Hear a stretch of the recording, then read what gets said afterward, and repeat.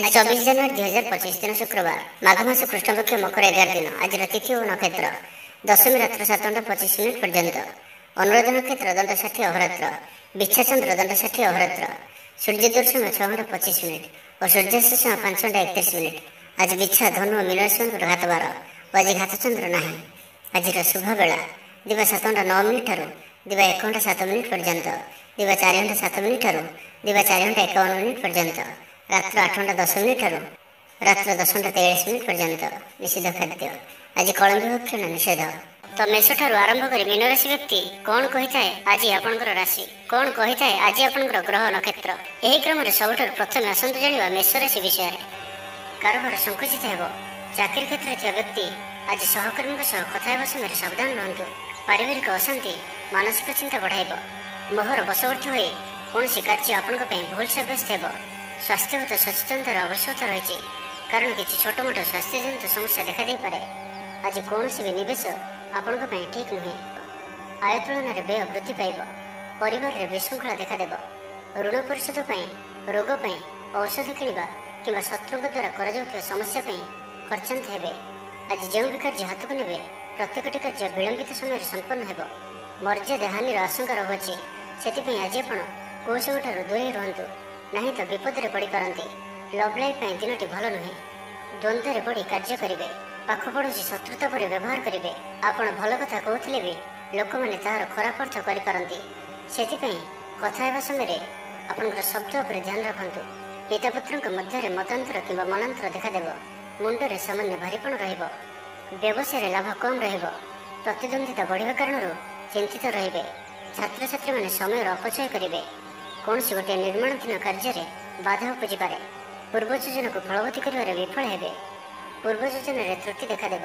छात्र छात्री मैंने खामखियाली स्वभाव हे। समय अपचय कर पश्चाताप करेंगे। व्यवसायी मान लगे दिनटी सेटा भल नुहे। कवि और लेखक मान दिनटी अत्यंत अनुकूल।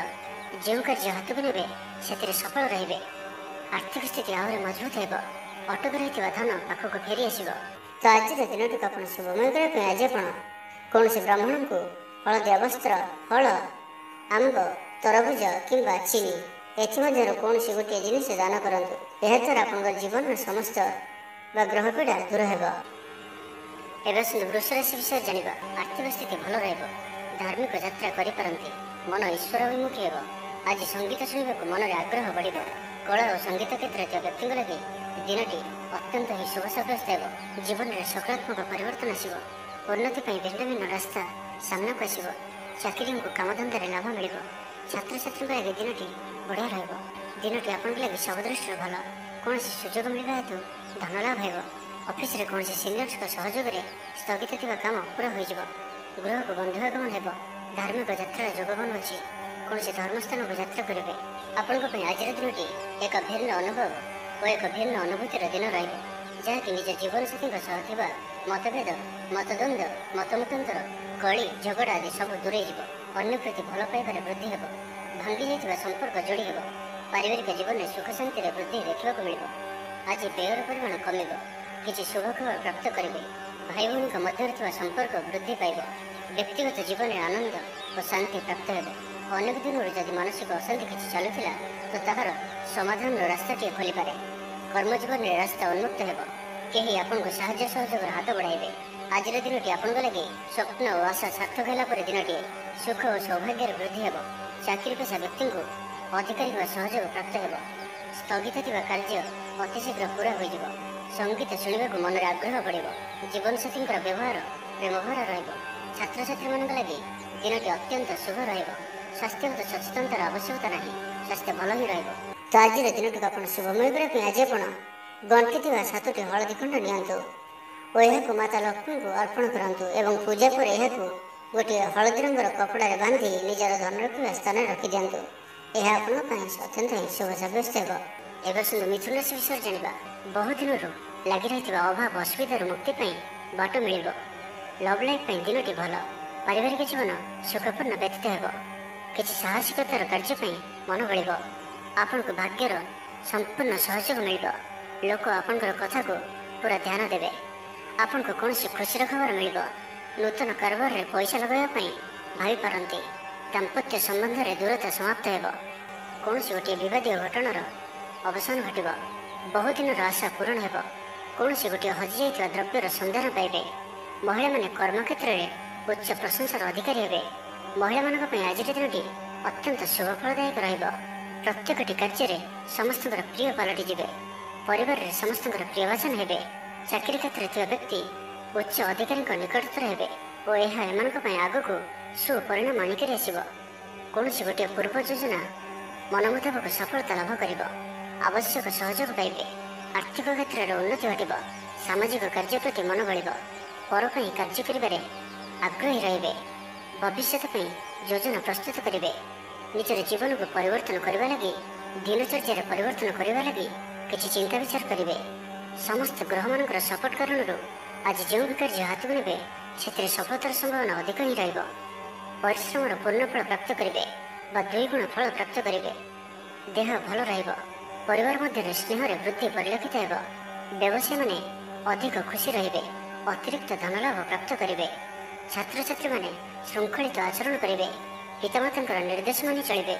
ତ ଆଜିର ଦିନଟିକୁ ଆପଣ ଶୁଭମୟ କରିବା ପାଇଁ ଆଜି ଆପଣ ସ୍ନାନ କରୁଥିବା ଜଳରେ ଅଳ୍ପ ଗଙ୍ଗାଜଳ ପକାଇ ସ୍ନାନ କରନ୍ତୁ ଏବଂ ପରେ ହଳଦୀ ମିଶା ପାଣି କୌଣସି ଗୋଟିଏ କଦଳୀ ଗଛର ମୂଳରେ ଢାଳି ସେହି ଗଛକୁ ପ୍ରଣାମ କରନ୍ତୁ।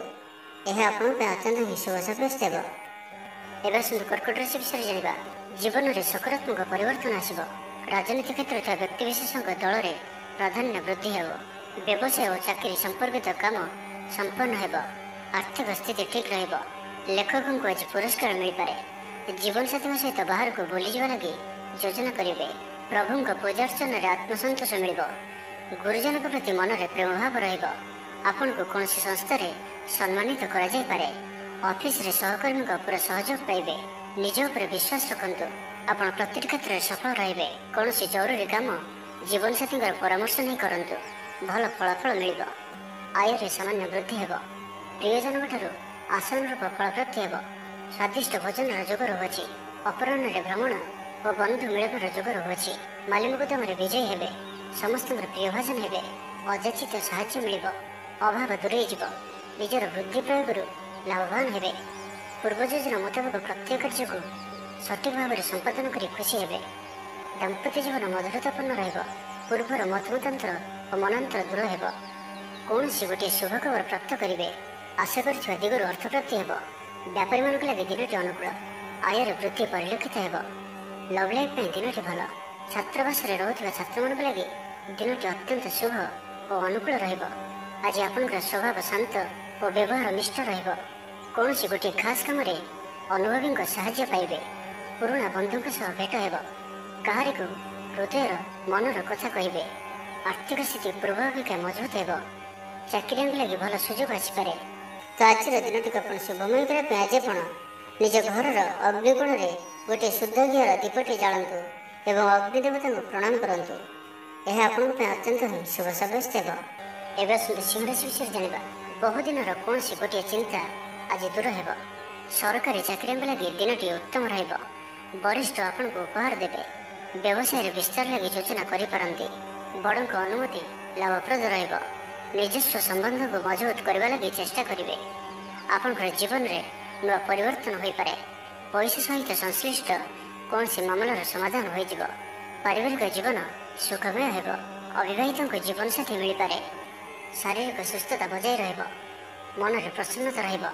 ଅତିରିକ୍ତ ଉର୍ଜାର ଅନୁଭବ କରିବେ। ଅଟକି ରହିଥିବା କାର୍ଯ୍ୟ ଆଗେଇବ। ପୂର୍ବ ଯୋଜନାକୁ ସଫଳତାର ସହିତ ସମ୍ପନ୍ନ କରି ଖୁସି ହେବେ। ସମସ୍ତ କାର୍ଯ୍ୟ ଠିକ୍ ସମୟରେ ପୁରା ହେବ। ଆଜି ଯାହା ବି ଚାହିଁବେ ତାହା ପାଇବାରେ କୌଣସି ବି ଅସୁବିଧା ରହିବ ନାହିଁ। ଅଫିସରେ ସହକର୍ମୀଙ୍କ ସହଯୋଗ ମିଳିବ। ଉପରିସ୍ଥ କର୍ମଚାରୀ ଆପଣଙ୍କ କାମରେ ଖୁସି ରହିବେ। ବନ୍ଧୁ ସମ୍ପର୍କ ବୃଦ୍ଧି ହେବ। ପୁରୁଣା ମିତ୍ରଙ୍କ ସହ ଭେଟ ହେବ। ସାଙ୍ଗସାଥୀ ତଥା ବନ୍ଧୁବାନ୍ଧବଙ୍କ ଗହଣରେ ଆନନ୍ଦ ଉଲ୍ଲାସରେ ଦିନ କାଟିବେ। ମହିଳାମାନଙ୍କ ଲାଗି ଦିନଟି ଅନୁକୂଳ। ମହିଳାମାନେ ଗୃହ ନିପୁଣ ରହିବେ। ପରିବାରରେ ସମସ୍ତଙ୍କର ପ୍ରିୟଭାଜନ ହେବେ। ଦାମ୍ପତ୍ୟ ଜୀବନ ସୁଖପୂର୍ଣ୍ଣ ବିତିବ। ପିତାପୁତ୍ରଙ୍କ ମଧ୍ୟରେ ସମ୍ପର୍କ ସୁଦୃଢ଼ ହେବ। ଆର୍ଥିକ ସ୍ଥିତି ମଜବୁତ ରହିବ। ଦୂରଯାତ୍ରାର ଯୋଗ ବନୁଅଛି ଓ ଏହି ଯାତ୍ରା ଆପଣଙ୍କର ସଫଳ ହେବ। ତେବେ ଆଜି ମାତାଙ୍କର ସ୍ୱାସ୍ଥ୍ୟକୁ ନେଇ ଅଳ୍ପ ଆପଣ ଚିନ୍ତାରେ ରହିପାରନ୍ତି। ତ ମାତାଙ୍କର ସ୍ୱାସ୍ଥ୍ୟର ଯତ୍ନ ନିଅନ୍ତୁ। ବାକି ପ୍ରତ୍ୟେକଟି କ୍ଷେତ୍ର ଭଲ ରହିବ। ଲଭ୍ ଲାଇଫ୍ ପାଇଁ ଦିନଟି ଭଲ। ବ୍ୟାପାରୀମାନଙ୍କ ଲାଗି ଦିନଟି ଅନୁକୂଳ ଓ ଶୁଭ ରହିବ। ଇଚ୍ଛା ମୁତାବକ ଆୟ କରିପାରିବେ। व्यापार को बढ़ावा विचार आसब कौन गोटे नूतन आयपंथा खोलीज परिवार क्षेत्र में पारस्परिक बुझाणा बढ़। तो आज दिन टी आप शुभमय करने आज आप गोटे डेम्फ थी गोटा पानपत्रटे नियंतु और से कुकुम श्री लिखिक भगवान विष्णु को अर्पण करतु। यापर पूजा कर पुणी से पानपत्रटी को आनी गोटे नाली रंगर कपड़ा बांधि धन रखा स्थान रखी दिंतु। यह आपण अत्यंत ही शुभ सब्यस्त हो। कन्या विषय जाना आर्थिक स्थिति भल धार्मिक यात्रा करें मन ईश्वर अभिमुखी हो। आज संगीत शुणा मन में आग्रह बढ़ कला और संगीत क्षेत्र व्यक्ति लगे दिनटी अत्यंत ही शुभ सब्यस्त हो। जीवन में सकारात्मक परिवर्तन आसो उन्नति भिन्न भिन्न रास्ता सामना को आसो चाकरी को कामधंदा लाभ मिल छात्र छात्री लगे दिनटी बढ़िया दिनटी आपन लगे सब दृष्टि भल कौन सुजोग मिलवा हेतु धन लाभ हो। ऑफिस रे कौन सीनियर्स सहयोग में स्थगित थी काम पूरा हो गृह को बंधुआगमन हो। धार्मिक यात्रा जोगबन अच्छी कौन धर्मस्थान को यात्रा करेंगे। आपण आज दिनटी एक भिन्न अनुभव और एक भिन्न अनुभूतिर दिन रही निज जीवन साथी मतभेद मतद्वंद मतमतांतर कली झगड़ा आदि सब दूरे अन्य प्रति भल पाइबार वृद्धि हो। भांगी जाइथिबा संपर्क जोड़ी हो। पारिवारिक जीवन में सुख शांति वृद्धि देखा मिल। आज व्ययर परिमाण कमिब किसी शुभ खबर प्राप्त करेंगे। भाई भौणी मध्य संपर्क वृद्धि पाइब। व्यक्तिगत जीवन में आनंद और शांति प्राप्त हो। अनेक दिन जदि मानसिक अशांति किसी चलुला तो ताहार समाधान रास्ताटी खोली पारे। कर्मजीवन में रास्ता उन्मुक्त हो। कहीं आपन को साहाय्य सहयोग हाथ बढ़ाइबे। आज दिन आपण लगे स्वप्न और आशा सार्थक होगा दिनटी सुख और सौभाग्य वृद्धि हो। चाकरी पेशा व्यक्ति को अधिकारी सहयोग प्राप्त हो। स्थगित थी कार्य अतिशीघ्र पूरा हो। संगीत शुणा मन में आग्रह बढ़। जीवन साथी व्यवहार प्रेमभर रछात्र छात्री मान लगे दिनटी अत्यंत शुभ स्वास्थ्यगत सचेतनतार आवश्यकता ना स्वास्थ्य भल ही पूर्व योजना मुताबक प्रत्येक कार्य को सफलतार सहित संपन्न करेंगे। तो आज दिन टी आप शुभमय करने आज आप माता लक्ष्मी को हलदिया रंगर चंदन एवं केशर रे गोलाप जल मिसाई तिलक करातु एवं पर स्वयं निजे से तिलक को लगातु। एपरी करने द्वारा प्रत्येक कार्य आप सिद्धि प्राप्त करेंगे। एवं तुलासी विषय जाना दूरस्थान को यात्रा करते बुलाबुली कर प्लां करें कर्मक्षेत्र में अन्य साहाय्य सहयोग प्राप्त करेंगे।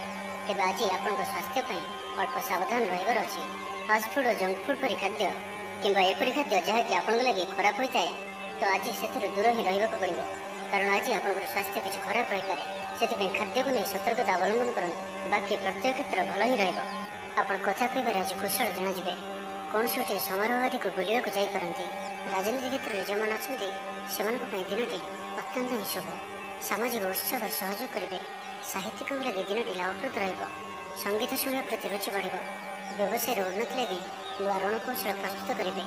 सकारात्मक भावना रुहतु काम करने सहज हो। आज आपंकर दृष्टिकोण प्रगतिशील रबार विस्तार लगे कौन नुआ योजना प्रस्तुत करेंगे। ऑफिस रे आपंकर कार्य को प्रशंसा मिल। संपूर्ण दिनटी मन में प्रसन्नता हो। पारिवारिक बंधु सहित साक्षात आलोचना हो। कौन बड़ कंपनी रे चाकरी लगे प्रस्ताव मिल। खेलाड़ी मैंने भल प्रदर्शन करेंगे। निज दूर होता बंधु को मनईबार आज आप सफल रहे। आर्थिक दृष्टि आज दिन उत्तम पारिवारिक जीवन सुखमय परिवार मध्य स्नेह वृद्धि हो। विद्यार्थी मैंने पाठपढ़ा मनोनियोग करेंगे। संपूर्ण दिनटी आज आपण आनंददायक रज जी आनंद न रे आपण सन्तान मान तरफ अधिक आनंद प्राप्त करेंगे।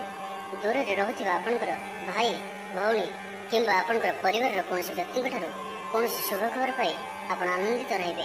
तो आज दिन टी आप शुभमय करने आज आप गंटी थी 7टी हलदी खंड नियंतु और यह माता लक्ष्मी को अर्पण करूँ एवं पूजा पर यह गोटे हलदी रंगर कपड़ा बांधि निजर धन रखा स्थान रखी दिंतु।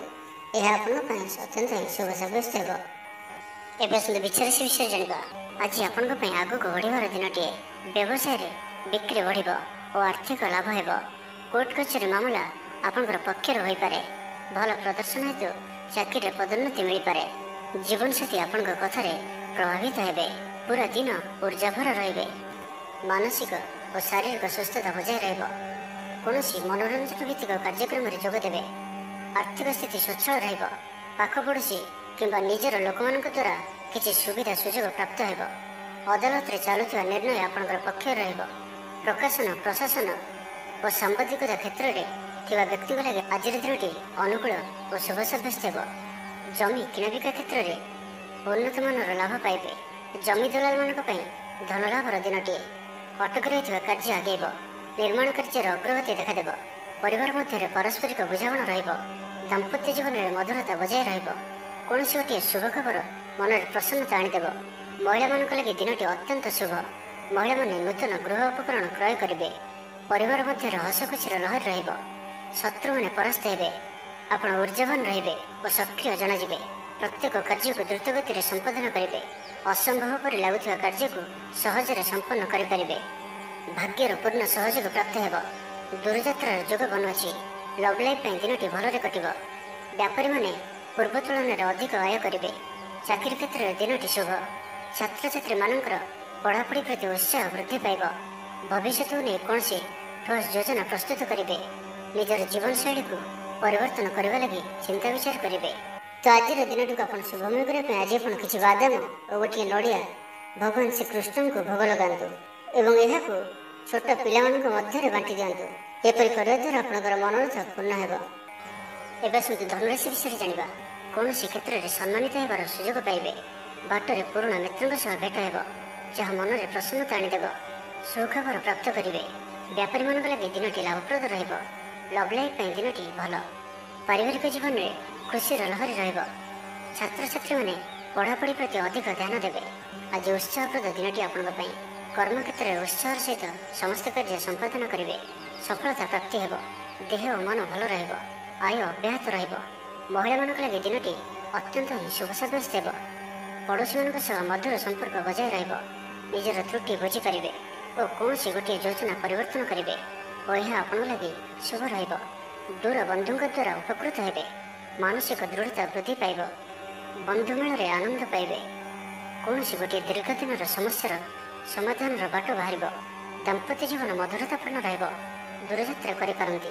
କାର୍ଯ୍ୟକ୍ଷେତ୍ରରେ କର୍ତ୍ତୃପକ୍ଷଙ୍କ ସାହାଯ୍ୟ ମିଳିବ। ସୃଜନଶୀଳ ପ୍ରତିଭାର ବିକାଶ ଘଟିବ। ଭାଇ ଭାଇଙ୍କ ମଧ୍ୟରେ ସ୍ନେହରେ ବୃଦ୍ଧି ହେବ। ସମାଜରେ ଯଶ ଓ ସମ୍ମାନର ଅଧିକାରୀ ହେବେ। କବି ଓ ଲେଖକମାନଙ୍କ ପାଇଁ ଦିନଟି ଅତ୍ୟନ୍ତ ଅନୁକୂଳ। ଯେଉଁ କାର୍ଯ୍ୟ ହାତକୁ ନେବେ ସେଥିରେ ସଫଳ ରହିବେ। ଆର୍ଥିକ ସ୍ଥିତି ଆହୁରି ମଜବୁତ ହେବ। ଅଟକି ରହିଥିବା ଧନ ପାଖକୁ ଫେରି ଆସିବ। ପୂର୍ବ ଯୋଜନା ଫଳବତୀ ହେବ। ଅତିରିକ୍ତ ଉର୍ଜାର ଅନୁଭବ କରିବେ। ଦକ୍ଷତାର ଉପଯୋଗ କରିବେ। ତ ଆଜିର ଦିନଟିକୁ ଆପଣ ଶୁଭମୟ କରିବା ପାଇଁ ଆଜି ଆପଣ ମାତା ଲକ୍ଷ୍ମୀଙ୍କୁ ହଳଦିଆ ରଙ୍ଗର ଚନ୍ଦନ ଏବଂ କେଶରରେ ଗୋଲାପ ଜଳ ମିଶାଇ ତିଳକ କରାନ୍ତୁ ଏବଂ ପରେ ସ୍ୱୟଂ ନିଜେ ମଧ୍ୟ ସେହି ତିଳକକୁ ଲଗାନ୍ତୁ। ଏପରି କରିବା ଦ୍ୱାରା ପ୍ରତ୍ୟେକ କାର୍ଯ୍ୟରେ ଆପଣ ସିଦ୍ଧି ପ୍ରାପ୍ତ କରିବେ। ଏବେ ଆସନ୍ତୁ ମକର ରାଶି ବିଷୟରେ ଜାଣିବା। ପରିବାରର ପୂର୍ଣ୍ଣ ସ୍ନେହ ଓ ସହଯୋଗ ପାଇବେ। କ୍ୟାରିୟର ସଂକ୍ରାନ୍ତରେ କୌଣସି ବଡ଼ ସଫଳତା ପାଇବେ। ଯଦି ଆପଣ କାହାକୁ ପସନ୍ଦ କରୁଛନ୍ତି ତ ତାଙ୍କୁ ମନର କଥା କହିବା ପାଇଁ ଦିନଟି ଭଲ।